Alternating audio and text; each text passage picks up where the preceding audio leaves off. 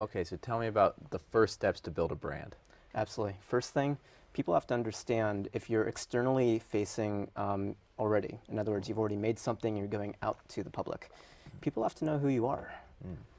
A lot of people buy into companies kind of like as their friends. They like to buy from people, Okay. regardless of how many people you're marketing to. They still like to get to know the people behind it. And so the first step to a brand is telling people, again, who you are, so your origin story, your Okay. vision. What do you want to do in this world? What do you want to change about it? And it doesn't have to be the whole world. It could simply be local communities. It could simply be a new organization, a nonprofit, maybe 1,000 nonprofits. But the idea is, what is it that you envision for the future? What is it that you are going to be doing? Mm. And then the mission, how are you going to get there? Okay, now question on this. If I'm an early stage startup, I may not have funding at all. I may have a very limited budget. What you just told me, this big vision, may not be in my price range.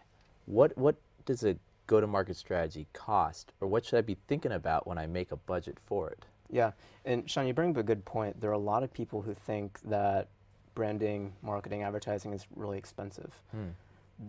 I think in anything you do, there's always an opportunity to make it very expensive, but the best ones out there find a way to maximize the limited resources that they have. And the good thing about it is that branding and go-to-market, which I'll go to in a moment, that's actually free if you Oh, want to make it free.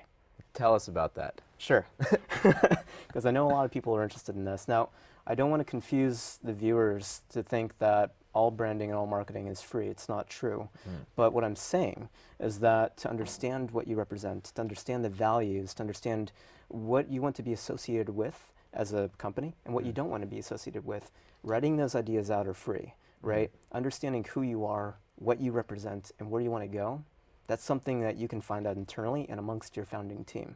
Okay. Right?